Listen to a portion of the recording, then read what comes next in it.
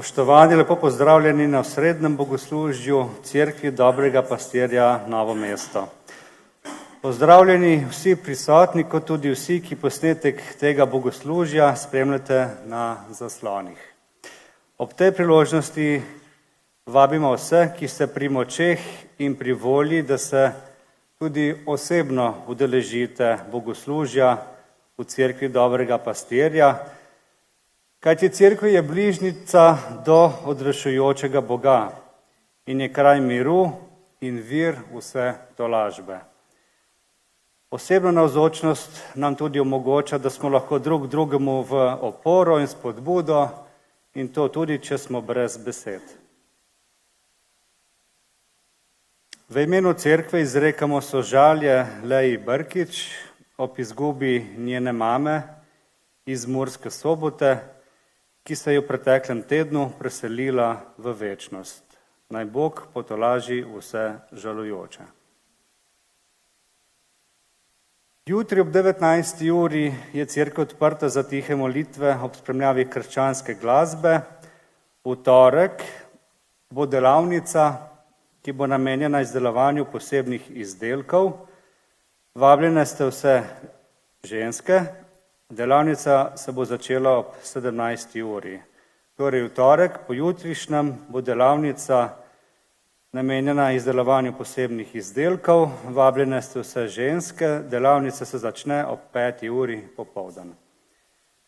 V sredo ob 19. uri je študijsko molitveno bogoslužje, v četrtek ob 9:30 dopoldan pa je srečanje starejših sester. Torej četrtek 9:30 je srečanje starejših sester. Naslednjo nedeljo ob 10. pa osrednje bogoslužje. Po današnjem bogoslužju smo vabljeni na druženje ob kavi in čaju zunaj pred cerkvijo. Izšla je nova številka revije Vode počitka, ki je doživela veliko prenovo. Nova preobleka revije že na prvi pogled jemlje dih. Fotografska vsebina je več kot enkratna. Celosten izgled revije je morda postal celo bolj zgovoren kot njena vsebina. Nova podoba namreč sledi znanemu reku, ki pravi, da slika pove več kot 1000 besed. Zahvala za to prenovo gre grafični oblikovalki Klari Tekavec.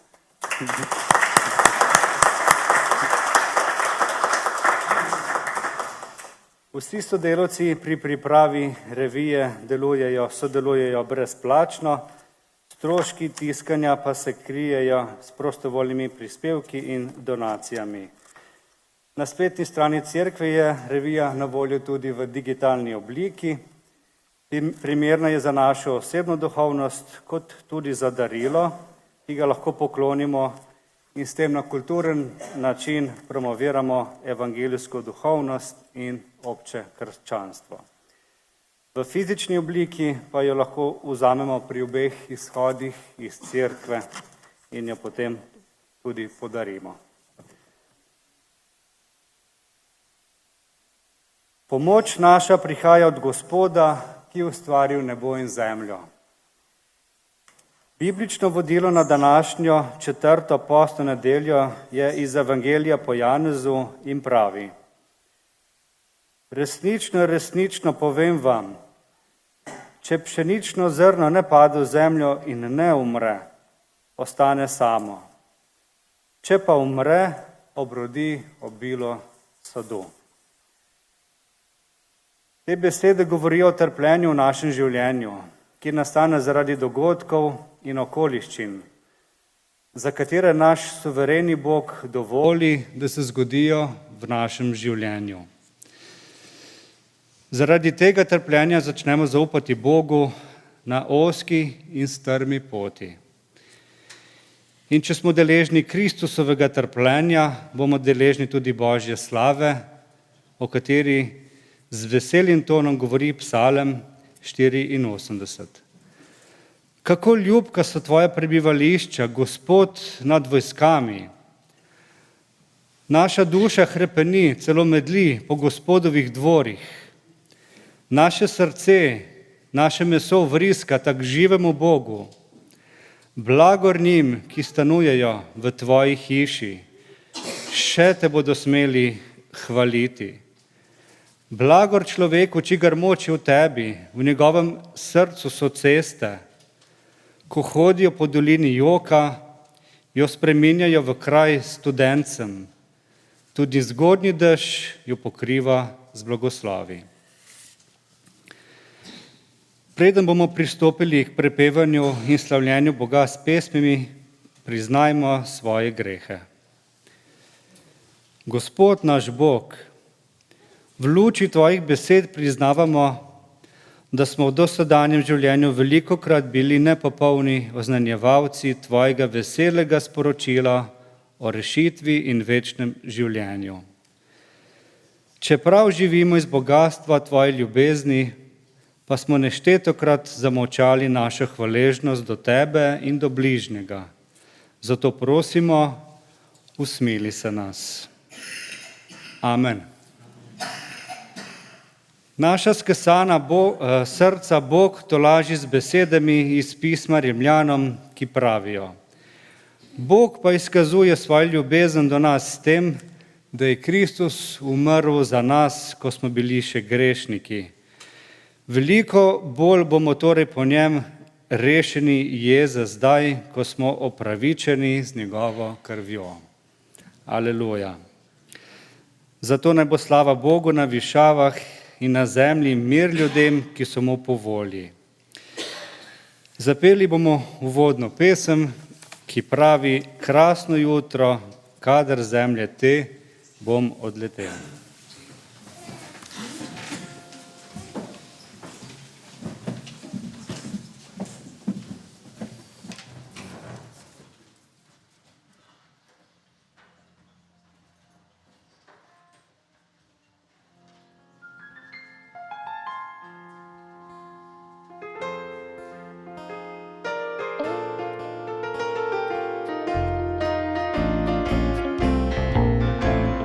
Krasno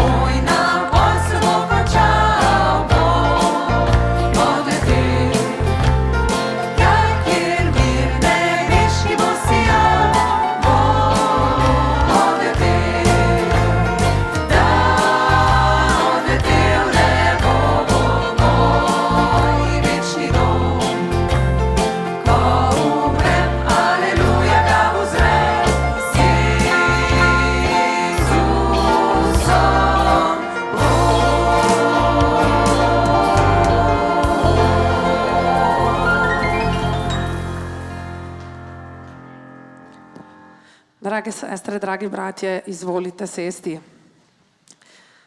Ta teden sem pregledovala statistiko povprečnih vrednosti porabe časa. Veste, zelo zanimivo je, da zahodni svet največ svojega efektivnega, torej učinkovitega časa porabi za iskanje rešitev oziroma za reševanje svojih problemov. V neki raziskavi, ki je bila objavljena aprila 2023, sem prebrala, da se naš sodobni svet sooča s krizo na področju duševnega zdravja. Zanimivo je, da duševne bolezni prizadenejo milijone ljudi zahodnega sveta, vendar je zaradi še vedno močno prisotne stigme in diskriminacije problem krize duševnega zdravja skoraj da nerešljiv. Posledično se ljudje zatekajo k nezdravim navadam, kot so zloraba prepovedanih substanc, prenajedanje, socialna izolacija, podvrženost stresu. Soočamo se tudi z degradacijo in uničenjem okolja.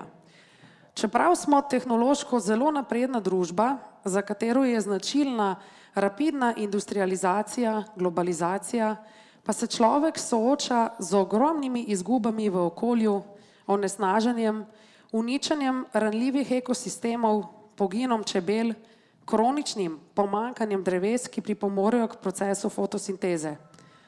Nenazadnje se soočamo tudi z neenakostjo prihodka, kjer je razlika med bogatimi in revnimi čedalje večja.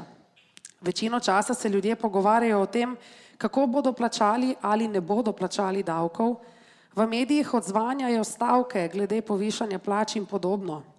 Soočamo se s politično polarizacijo, ki deli družbe po svetu. Nihče več ni za kompromise. Vsi se tako trdno držijo svojih idealističnih pogledov. Nedvomno je velik problem sodobne družbe tudi odvisnost od tehnologije, od ekranov. Veste, povprečni evropski človek za ekrani preživi 8 ur in 45 minut. Otroci do 2. leta starosti so bolj tehnološko pismeni, kot so bili v prejšnjih generacijah odrasli v zgodnjih 30 letih. Digitalna doba je povzročila alarmantno stanje, odvisnost od tehnologije. Številni ljudje se sploh ne morejo več upreti temu, da bi bili ves čas povezani na spletu, s čimer se povišujejo nivoji dopamina v možganih, kar rezultira v prekomerni, kompulzivni uporabi zaslonov. Čeprav je cel svet v resnici globalna vas, pa se čedalje bolj bojimo razkrivanja sebe. Ukvarjamo se s tem, kdo nas spremlja, kdo vse nas vidi. V porastu so digitalni vlomi, kraje identitete, hkrati pa izgubljamo temeljno zaupanje v sočloveka. Govorimo o zlorabi moči in pozicije. Smo ultramaterialistična in konzumistična družba, ki se sicer res da manj stara, a je neprimerljivo manj zadovoljna s svojim življenjem. Težko se odločamo, kaj bomo študirali, kaj in kje bomo delali. Zaradi porasta robotizacije številni ljudje izgubljajo delo. Kdo, drage sestre, dragi bratje, nam bo pomagal rešiti to krizo? Človek se lahko izmaže iz te zagate babilonskega stolpa, ki ga je sam ustvaril samo s pomočjo Boga. Ljudje potrebujemo Božjo intervencijo. In to resnico je že davno spoznal kralj David, ki je v Psalmu 31 zapisal takole: K tebi, Gospod, se zatekam, naj ne bom osramočen na veke, v svoji pravičnosti me osvobodi. In potem zelo lepa vrstica: nagni k meni svoje uho, hitro me reši. Dobesedno pravi, pohiti v tem, da me rešiš. Bodi mi utrjena skala, trdnjavska hiša, da me rešiš. Zakaj ti si moja skala in moja trdnjava? Zaradi svojega imena me boš peljal in vodil. Potegnil me boš iz mreže, ki so mi jo nastavili, kajti ti si moja trdnjava. V tvoje roke izročam svojega duha. Rešil si me, Gospod, zvesti Bog. Drage sestre, dragi bratje, morda je danes priložnost, da začnemo reševati svoje probleme pri samem izvoru. To pa je naša grešna narava, kateri pa lahko pomaga samo Bog. In to je edini način, da se bomo lahko kot kristjani znašli v tem svetu, ki je sicer napreden, vendar se hkrati sooča s temeljno krizo človeštva. K tebi, Gospod, se zatekam, naj ne bom osramočen na veke. In v naslednjih pesmih bomo opevali ravno to, o čemer smo sedaj poslušali. In prva taka pesem pravi: K tebi, Bog, bom prišel, k tebi se zatekal.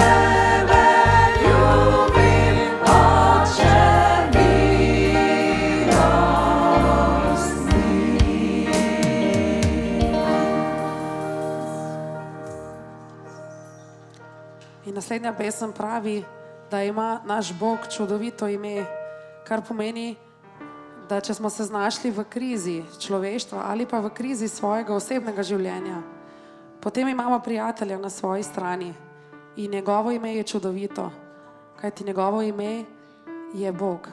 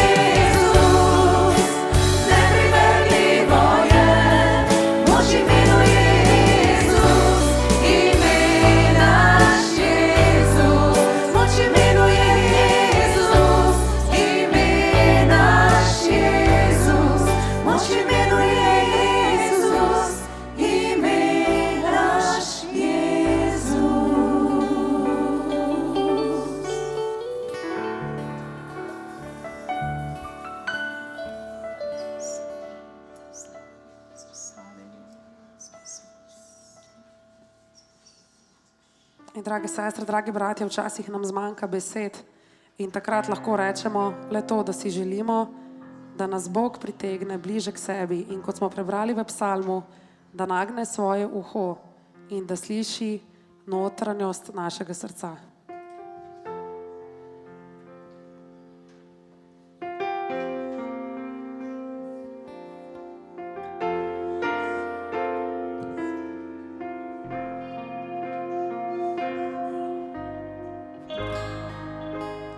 Bliže k sebi me,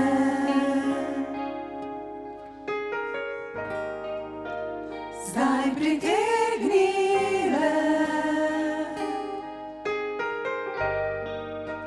izročam spet tebi se, saj moj prijatelj ti si le.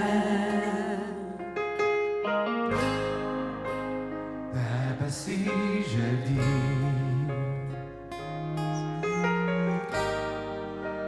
za tebe živim, ker ni nihče tako si ti. Njem tvoj vroč želim zdaj si. Mi pokaži pot, prosim te, Gospod.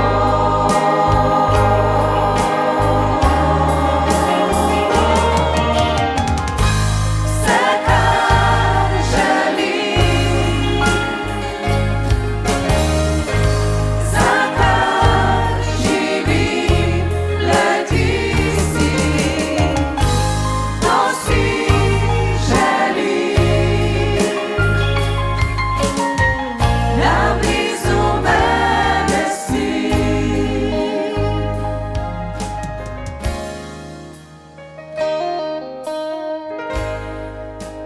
Bliže k sebi me, zdaj pritegni me,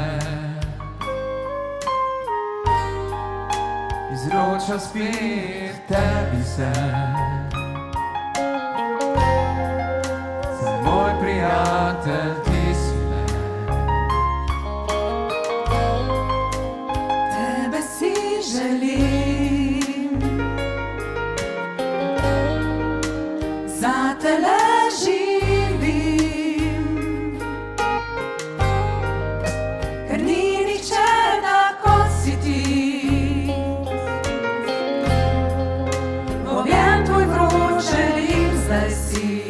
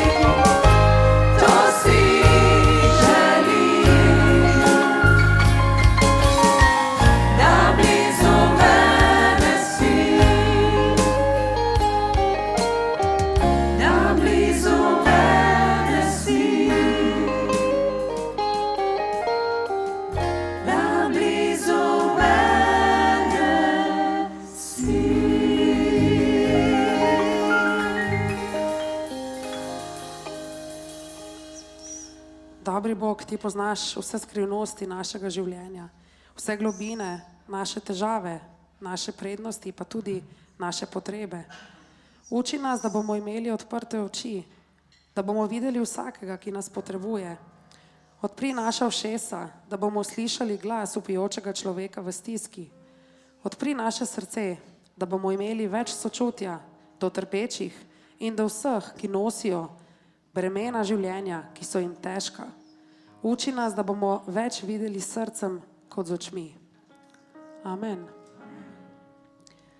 In naš uvodni del bomo zaključili še s pesmijo, ki pravi Bog, proslavljam te, in bomo pobrali tudi prostovoljne prispevke.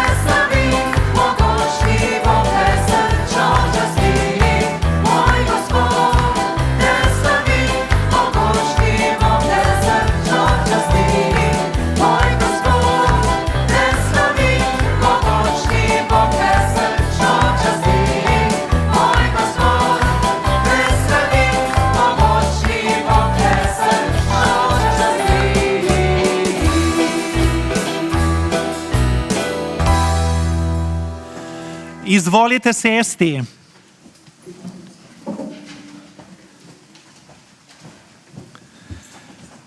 Smo pri Božji besedi, verokarji gredo k veroku v vse tri skupine. Starostne, prevajalka se pripravlja za simultani prevod, tu angleško govoreči, pa s slušalkami. Mi pa se vsi skupaj kot cerkev in ljubitelji svetega pisma, tu v cerkvi in vsi, ki nas spremljate prek spleta, bližamo k Božji besedi. Danes je nedelja veselja, čas, da se veselimo velikonočnega odrešenja, ki je skoraj pred nami. Tudi jaz vabim, da se bogoslužja udeležujemo tudi v živo, kajti to je namen občestva Kristusove cerkve. Zato dobrodošli vsi odkoderkoli. Naj današnjo pridigo osvetlim zgodbo. Nekega deževnega nedeljskega popoldneva je fantič tarnal, da mu je dolg čas, zato ga je oče zaposlil. V časopisu je našel velik zemljevid sveta. Vzel je škarje in zemljevid razrezal na koščke, kot bi šlo za sestavljanko. Nato je sinu rekel, zanima me, ali zmoreš to sestavljanko sestaviti. Prosim te, ne moti me, dokler ne končaš. Oče je legel, misleč, da bo imel mir vsaj kako uro, a na njegovo začudenje se je deček čez 10 minut vrnil, očeta potrepljal po rami in mu povedal, da je delo opravljeno. In res je bilo. Zemljevid je bil sestavljen pravilno. Kako si to naredil, je vprašal sina. Oči, bilo je enostavno, na drugi strani je slika človeka. Ko sem sestavil sliko človeka, je bil pravilno sestavljen tudi zemljevid sveta. Torej vse se začne z nami. Če človek ni človek, to, kar je naše poslanstvo in smo uvodoma slišali od duhovnice Katje, potem tudi zemljevid sveta ni to, kar bi moral biti.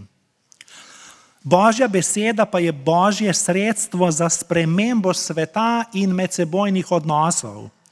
Zato vabim, da vstanemo in prisluhnemo Božji besedi. Božja beseda iz Evangelija po Luku 22. poglavje 61. in 62. vrstica pravita takole. In Gospod se je obrnil in se ozrl na Petra.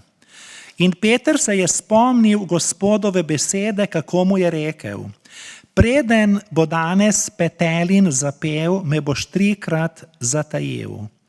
In šel je ven, torej Peter, in se bridko zjokal. Amen. Izvolite sesti.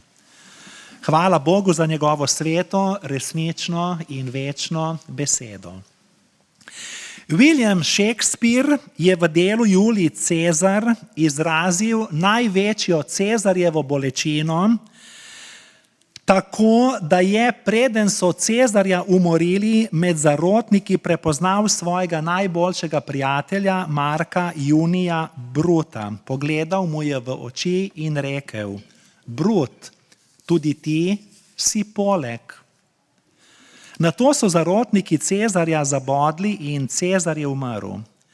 Izdajstvo prijatelja, kot je to doživel Jezus Kristus v prebranem odlomku, boli bolj kot bolečina bodala. Vsi to izkušamo. To je izkusil Jezus na dvorišču velikega duhovnika, ko ga je ponoči med petelinim petjem sramotno zatajil. Hvalisavi Peter, ki je nedolgo predtem trdil, da česa takšnega ne bo nikoli storil. Zgodba o Petrovem padcu in njegovi kasnejši odrešitvi je ganljiv primer Božjega odpuščanja, Božjega usmiljenja. Opominja me, da smo tudi največji svetniki zmožni strašnega greha.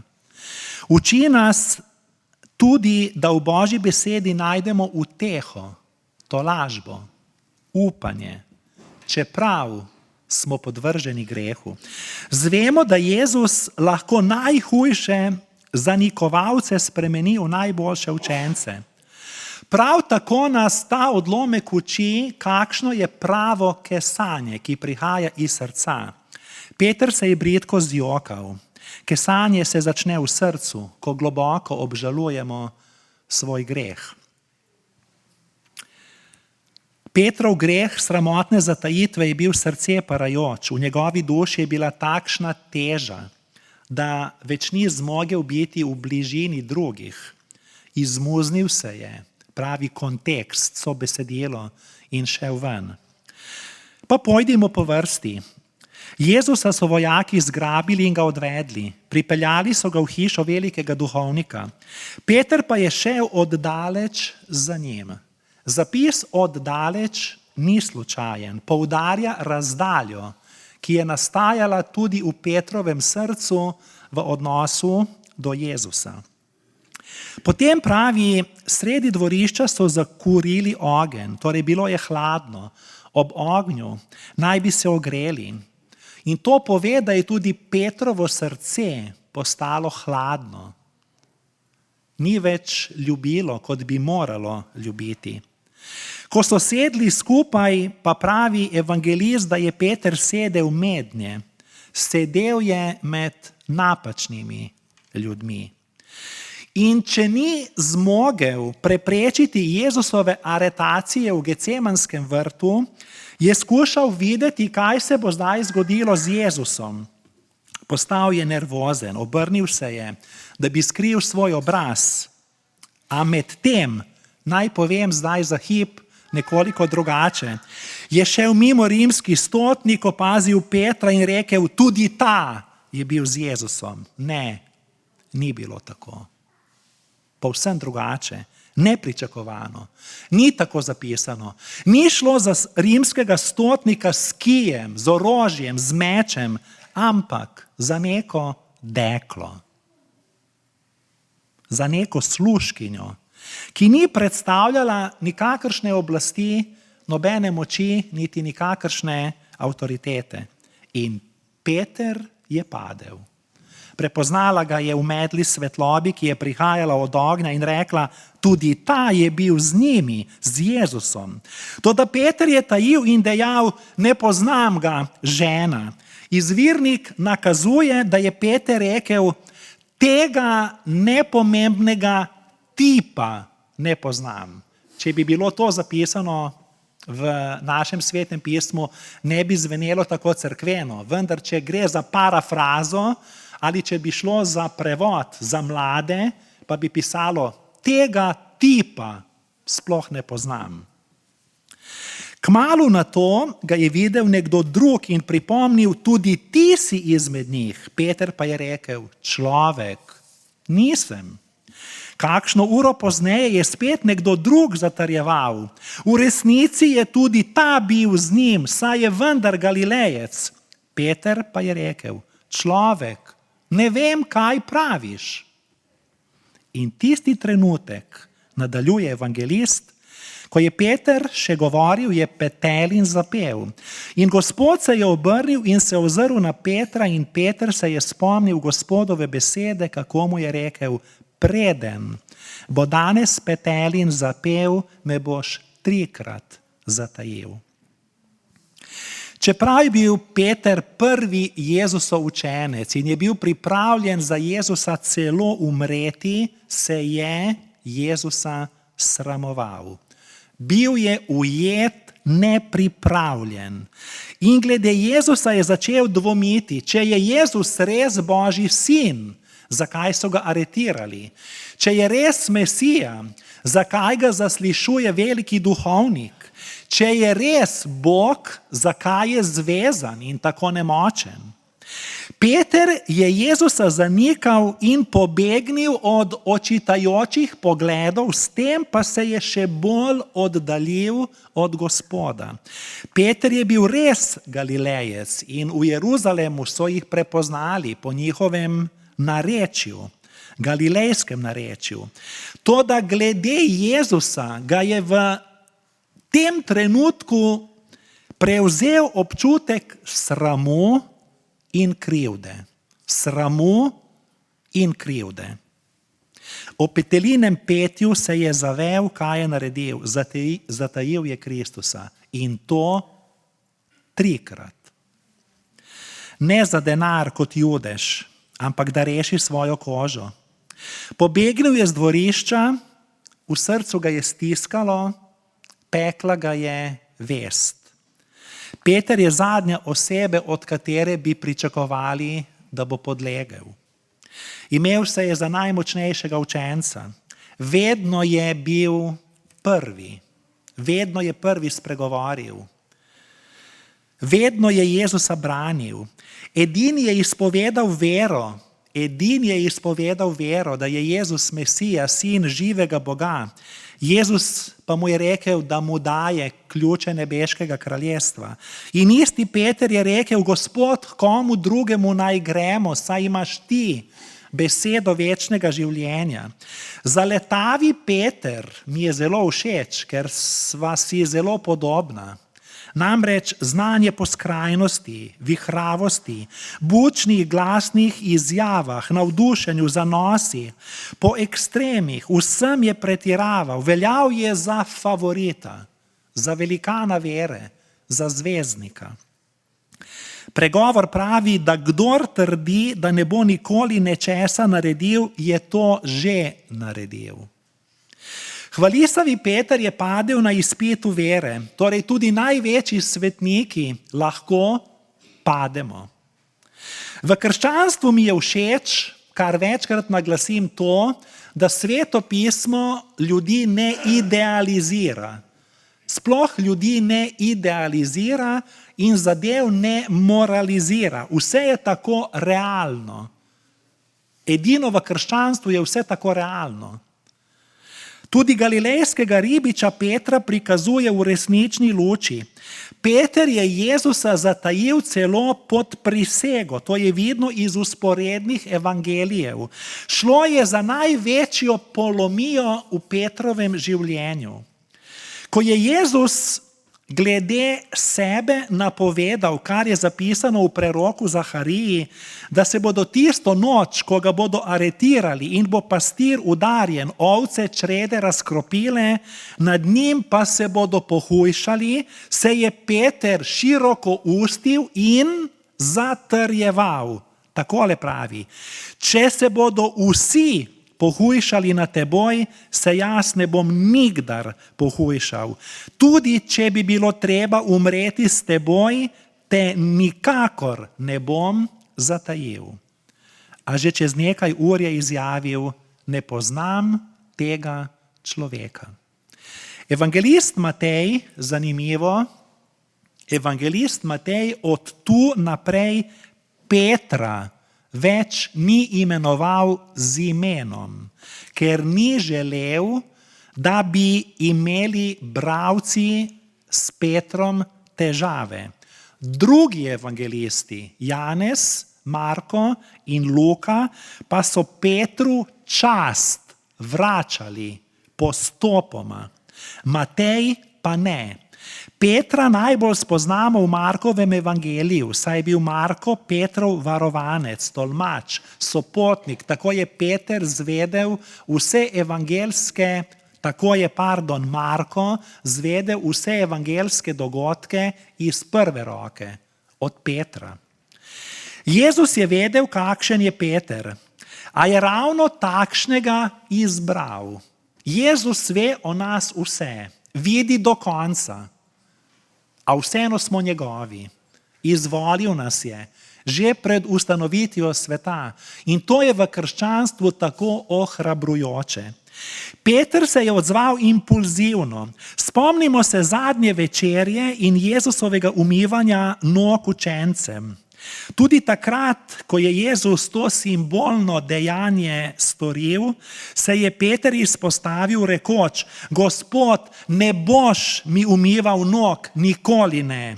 V isti sapi, sekunda kasneje, pa muhavo spremeni mišljenje. Gospod, potem pa ne samo nog, ampak tudi roke in glavo, torej operi vse. Ko so prišli Jezusa aretirati, je vzel meč, bil je hraber, celo nasilen. Nekaj ur zatem pa je pred neobičajno služkinjo, deklo, pokazal, kako je nezrel, kako je njegova ljubezen do Jezusa nezrela. Medtem, ko je Jezus pred zemeljskimi oblastniki izrekal svoje božanstvo, pred velikim duhovnikom, se je Peter pred običajnimi ljudmi odrekal Boga in ga kar 3-krat zatajil. V ozadju omenjenega dogodka lahko slišimo odmev Jezusovih besed: naj pazimo, da ne pademo. In naj pazimo, kajti on moli za nas, ko smo prerešetani, da ne bi bili na napačnem mestu, ampak da bi ostali blizu Bogu, Božji besedi. Kajti, kot pravi Jezus, kdor bo mene zatajil pred ljudmi, ga bom tudi jaz zatajil pred svojim očetom, ki je v nebesih. Peter se je pred tem petelinil pred svojimi tovariši, a končal je kot kukavica. Ne le, da je Jezusa zanikal in ga zatajil, ampak je celo začel zaklinjati in prisegati, da ga res ne pozna. To je zapisal evangelist Matej. Jezusov najbližji sopotnik je postal dezerter. Peter svojega padca ni nikoli pozabil. Peter svojega padca ni nikoli pozabil. Kako to vem? V Petrovih pismih, kasneje imamo ob koncu Svetega pisma, pisma apostola Petra. In tam je vernikom napisal: trezni bodite in budni. Vaš nasprotni hudič hodi okrog kakor rjoveč lev in išče, koga bi požrl. Uprite se mu, trdni v veri.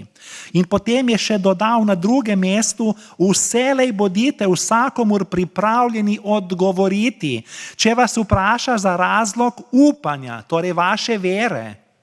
Ko je bil tam izzvan, pa je zatajil, namesto da bi povedal razlog svoje vere v Gospoda Jezusa Kristusa. Peter je imel veliko ljubezen do Jezusa, ampak je bila bolj kot ne hrupna, čustvena, burna, brez globine, torej nezrela. Kljub temu je na veliko noč vstali Jezus ženskam naročil, naj o njegovem vstajenju povedo njegovim učencem in posebej še, potem Jezus doda, Petru. Torej Jezus na Petra ni pozabil. Peter je moral po Jezusovem vstajenju od mrtvih narediti izpit ravno iz ljubezni. Jezusa je Peter 3-krat zatajil in Jezus je Petra na obali Galilejskega jezera 3-krat vprašal: ali me ljubiš, ali me imaš rad. Petrovo zatajitev Jezusa so opisali vsi 4 evangelisti, vendar samo pisec evangelija po Janezu je omenil tudi Petrovo vrnitev nazaj k Jezusu. Torej to skesanost, to izrekanje ljubezni in vrnitev v Božji objem. Arhivi nebes so polni zgodb duhovno obnovljenih ubežnikov, ki so izkusili Božjo pomilostitev in Božje odpuščanje. Kljub 3-kratnemu zanikanju Jezusa mu je Jezus zaupal najodgovornejšo službo, utrjevanje bratov in sester. In tako beremo v Janezu 21. poglavje, da mu je Jezus rekel: hrani moja jagnjeta, pasi moje ovce, hrani moje ovce. To mi daje upanje. Ko v življenju zavozim, ni tako kot v nekih drugih alternativnih duhovnih verovanjih ali religijah, ali kot je pri ljudeh, ko te odpišejo, ampak preprosto daje tolažbo, da ne obupamo nad Božjo milostjo. Ko vidimo, kako je Gospod ravnal s Petrom, smo lahko prepričani, da je Bogu mar za nas. Bogu je mar za nas. Ko se je danilo, se je zgodilo svitanje tudi v Petrovi zamračeni duši. Tako ta zgodba prihaja k vrhuncu. Srečal se je z Jezusovim pogledom. Pogled je bil dovolj. Samo pogled. Brez besed. Pogled je povedal to, česar ni možno izraziti z besedami. Ko je Peter slišal petelinje petje, se je zamislil, ali pripada Jezusu. Petelinje petje napoveduje prihod jutra, naznanja konec noči, naznanja začetek nečesa novega. To je klic k bujenju. Petelin je bil v tistem trenutku Božja budilka. Bog ima različne budilke, s katerimi nas prebuja iz duhovne zaspanosti. Morda bi Peter še tajil svojega Gospoda, če ne bi petelin zapel. In dobro je, da mu je petelin upadel v besedo. Stavim, pravzaprav niti nimam česa staviti, kaj ti prebral sem, da zgodovina Pravi, da se je Peter vsakič stresel, kadarkoli je kasneje slišal petelina peti ali petelinje petje, kajti to ga je spomnilo na ta dogodek. Včasih nas prebudi iz ravnodušnosti vihar, orkan, potres, poplava, vulkan. Včasih pa malenkostne stvari. Dovolj je telefonski klic, zgodila se je nesreča.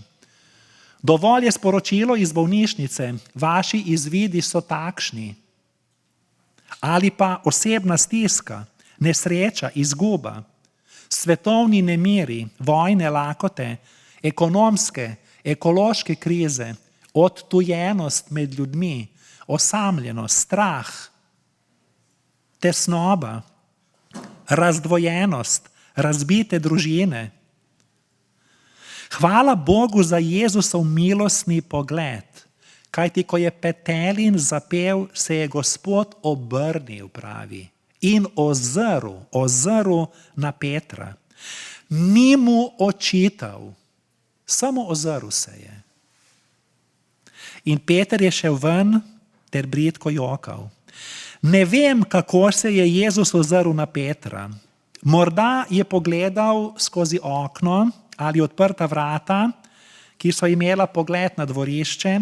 Morda so Jezusa peljali vojaki mimo tam, kjer je stal Peter, pa je prišlo do tega soočenja. Ni pomembno. Pomembno je, da se ni obrnil k Jezusu Peter, da se ni obrnil Peter, ampak Jezus k Petru. To je zelo pomembno. Da se Jezus obrača k nam in je on vedno prvi, kajti on nas je prvi vzljubil, ko smo bili še grešniki. Torej ni se Peter obrnil k Jezusu, ampak se je Jezus obrnil k Petru, kajti človek se je nezmožen brez Božje milosti obrniti k Bogu.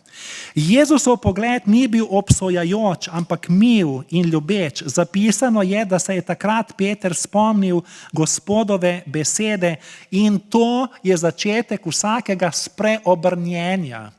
Peter je še enkrat začel hoditi za Jezusom. Ne samo takrat, ko je ob jezeru pustil čoln in ribiško mrežo, ampak to je bilo spet spreobrnjenje. Ko je Peter jokal, je šla iz njega vsa tema, vsa žalost, krivda, sram.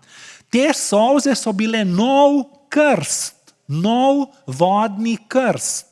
Kajti človek se lahko 1000-krat krsti ali pa je 1000-krat krščen, če ni tega kesanja, tega krsta kesanja. Peter Jezusa ni zatajil zato, ker je bil strahopetec, kajti predtem je bil pripravljen v vrtu za Jezusa umreti.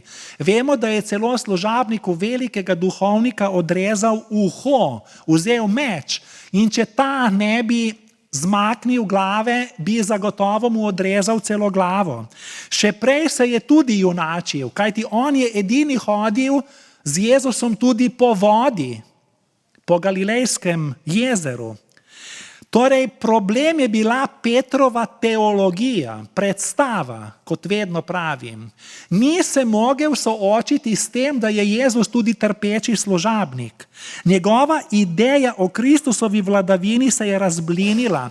Peter je računal na ministrski položaj, na moč, avtoriteto, oblast, ki ga bo Kristus vzpostavil v okupirani deželi, vendar ponižani, trpeči, navidezno nemočni Mesija je bil zanj škandalozen. Petrove verske fantazije in njegova domišljija, vse to je padlo v globoko razočaranje in takšnega Jezusa se je sramoval. Če bi Jezus jezdil na belem konju, pa bi rekli, tudi ti si njegov pristaš? Da. Ker pa je bil tam zvezan pred obsodbo, ne, tega človeka pa ne poznam. Torej, ali priznavamo Kristusa tudi takrat, ko nimamo od njega nobene koristi? In v trenutkih, ko se zdi, da je Bog daleč, da smo pozabljeni od vseh, da se sami soočamo s svojo bolečino in žalostjo, obstajajo vojaki, ki tvegajo svoja življenja na bojišču, vendar ko se vrnejo domov, trepetajo ob misli, da bi imeli govor, ker jih je strah javno nastopati.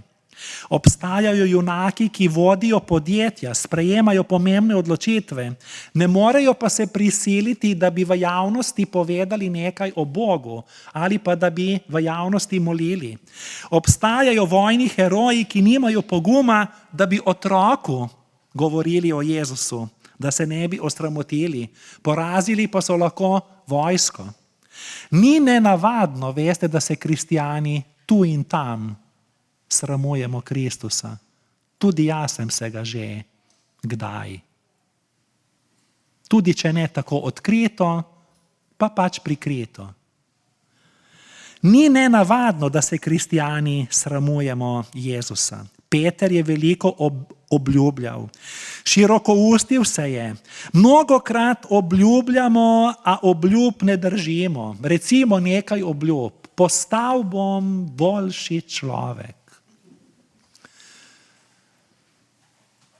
Poročil se bom, poročila se bom, več bom bral Sveto pismo, bolj redno bom obiskoval bogoslužja v cerkvi, tudi med tednom, ne samo ob nedeljah, ali pa več bom časa posvetil molitvi, pričeval bom drugim o Jezusu, več časa bom preživel z družino, ali pa bolj zdravo bom začel živeti, manj spornih spletnih strani bom gledal, vključil se bom v aktivnosti cerkve in tako naprej.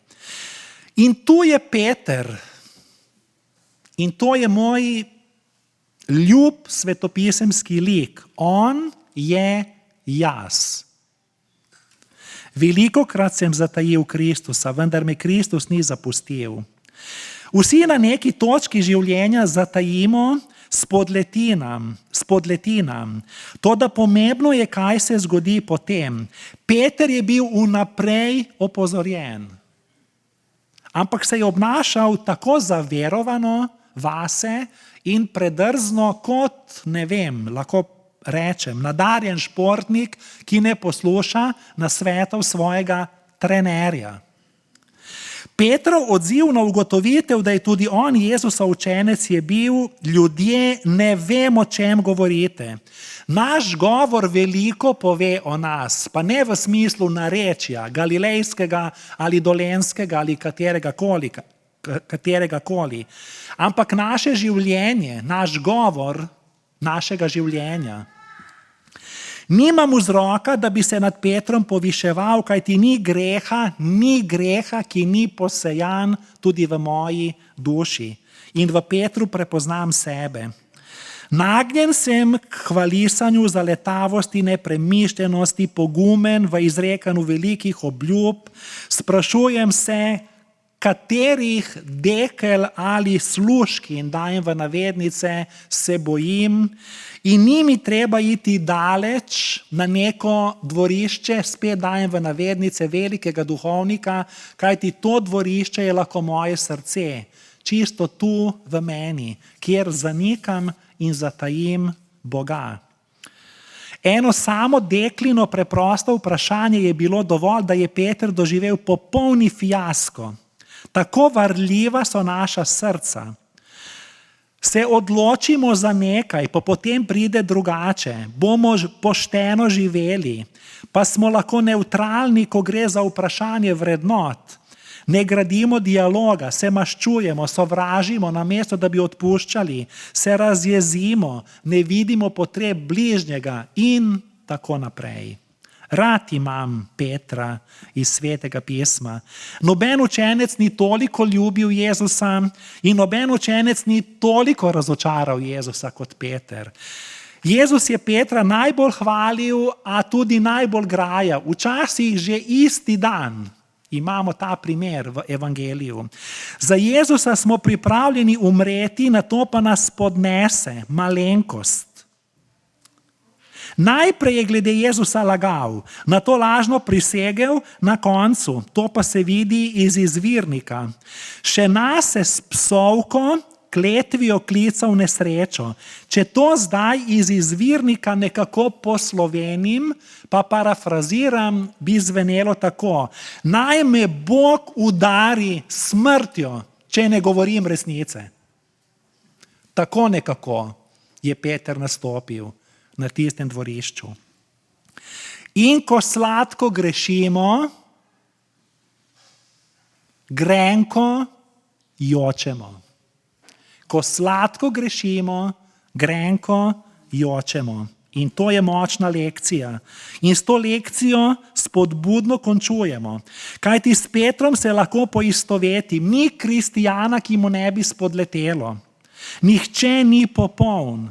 Nikoli ne bi razumel Božje milosti, če ne bi Peter tega izkusil v svojem življenju. Ko nam ne uspe, smo v skušnjavi, da obupamo in zaradi sramu cerkev zapustimo. A današnji evangeljski dogodek nas hrabri, da neuspeh nima zadnje besede. Ne v našem osebnem življenju, ne v življenju vernika. Jezus nas stalno vabi v odnos, naj bomo močni. Kako to Jezus naredi? Zgodba pravi, da ljubeči Bog drži vsakega človeka na vrvici. Ne zato, da bi nas imel privezane. Kajti vera je stvar svobode.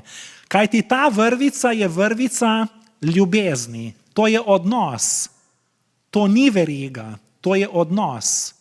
Vrvica ljubezni. Ko človek zgreši, se ta vrvica pretrga. Jaz sem tisti, ki jo pretrgam. Ne Bog. Toda kaj naredi Bog? To ponovno poveže, zveže. Kako? Naredi vozel. In več, ko je takšnih vozlov, krajša je vrvica. Krajša postaja vrvica.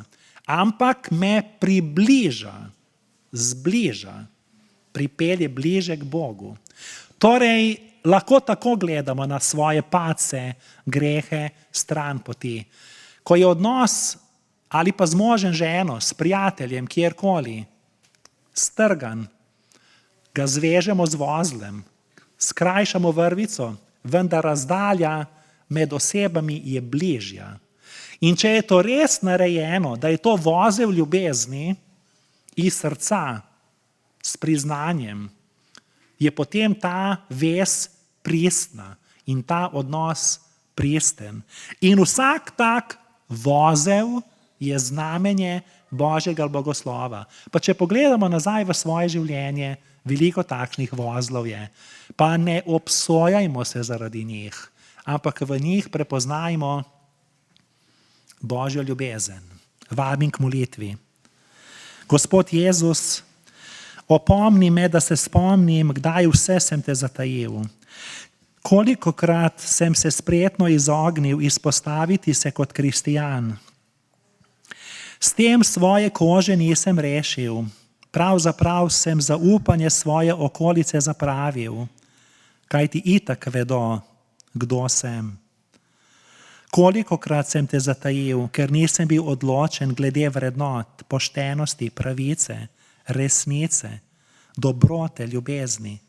Kolikokrat sem te zatajil, ker sem se obrnil proč od zla in tistih, ki so drugačni od mene in mojega mnenja, od bolnih, invalidnih, grešnih, obsojenih. Gospod, oživi mojo vest, da se bom tudi jaz srečal s tvojim milim pogledom in se z jokom kesanja stalno vrača v pravo smer. Kaj ti bolj kot bičanje, trnova krona in žeblji, te boli Petrova in moja zatajitev. Kako podoben se mu. Zato bodi z mano v moji slabosti. Zavezujem se veri vate. Zavezujem se tvoji ljubezni in izpolnjevanju tvoje volje. Amen. Bomo vstali za ključni pesmi, ki je skupna molitev, pravi: Postal bi rad pesem, ki tebe proslavlja.